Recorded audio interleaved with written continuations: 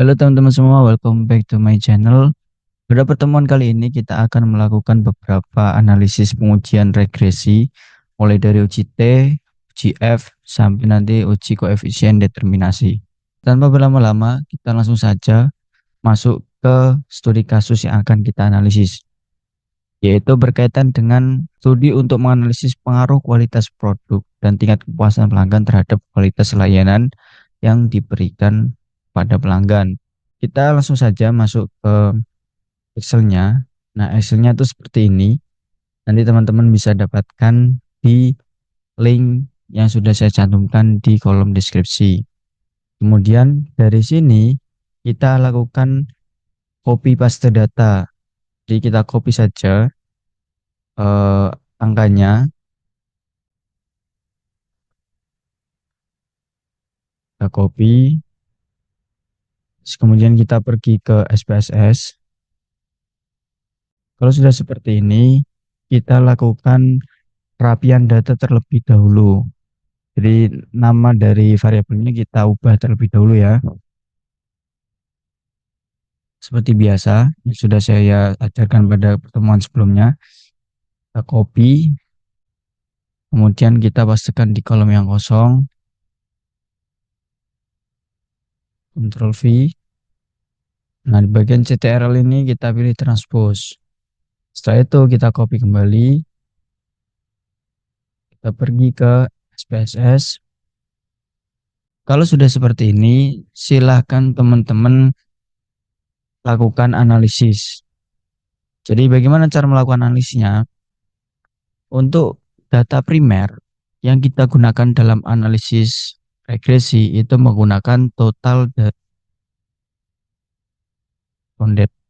Jadi yang kita gunakan hanya total SQ, total PQ, dan total SA. Itu yang akan kita analisis. Caranya adalah kita pergi ke analyze, kemudian regression, kemudian pilih linear. Kita pilih total SQ masuk ke dependent, kemudian total PQ kita masuk ke independent, dan total SA.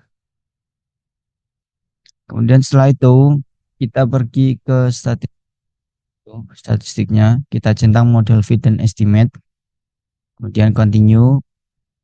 Plotnya jangan lupa kita setting z spreadnya masuk ke X, sedangkan S receipt kita masukkan ke Y, kemudian kita continue.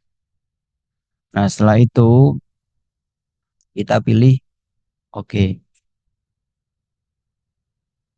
Nah, nanti akan muncul di output SPSS-nya. Nah, misalnya seperti ini teman-teman. Nah, tabel-tabel ini sudah saya copy paste di sini agar memudahkan kita dalam interpretasi. Nah, ini adalah hasil dari analisis kita tadi terkait dengan uji signifikansi pada analisis regresi. Yang pertama uji T atau parsial. Nah, uji T ini fungsinya adalah untuk menguji satu variabel independen terhadap variabel dependennya. Nah, di sini kita punya dua variabel independen, yaitu total PQ dan total SA. Berdasarkan hasil uji T, diketahui bahwa variabel kualitas produk itu punya nilai signifikansi sebesar 0,559 dan nilai T sebesar minus 0,586, sehingga dapat disimpulkan bahwa kualitas produk tidak berpengaruh signifikan terhadap kualitas layanan. Kenapa? Karena nilai signifikansi lebih besar daripada nilai taraf signifikannya, yaitu 0,05. Terus kemudian untuk variabel kepuasan pelanggan itu punya nilai signifikansi sebesar 0,000 dan nilai T-nya sebesar 15,069. Artinya apa? Bahwa kepuasan pelanggan itu punya pengaruh positif dan signifikan terhadap kualitas layanan. Dilihat dari apa? Nilai signifikansinya itu kurang dari nilai taraf signifikannya, yaitu kurang dari 0,05. Kemudian uji F atau simultan itu fungsinya adalah untuk mengetahui pengaruh seluruh variabel independen terhadap variabel dependennya. Nah, uji F atau uji simultan ini biasanya dilihat dari tabel ANOVA.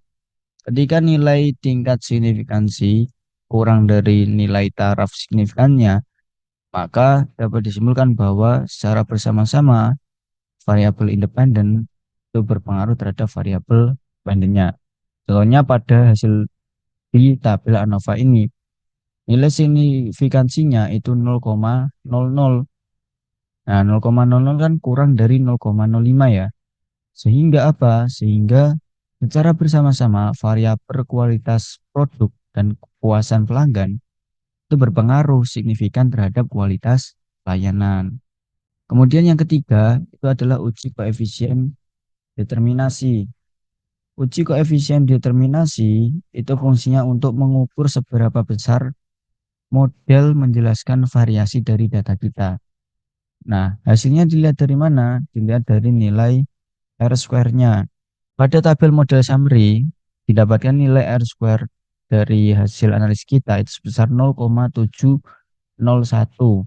Artinya, variasi kualitas layanan itu dapat dijelaskan oleh variabel kualitas produk dan kepuasan pelanggan itu secara bersama-sama sebesar 70,1%. Sedangkan sisanya sebesar 29,9% itu dipengaruhi oleh variabel lain di luar penelitian. Oke, teman-teman semua, sekian untuk analisis regresi terkait dengan uji T, uji F, dan uji R square. Kita akan berjumpa di pertemuan berikutnya dengan analisis pengujian yang lainnya. Sekian dari saya, see you the next video.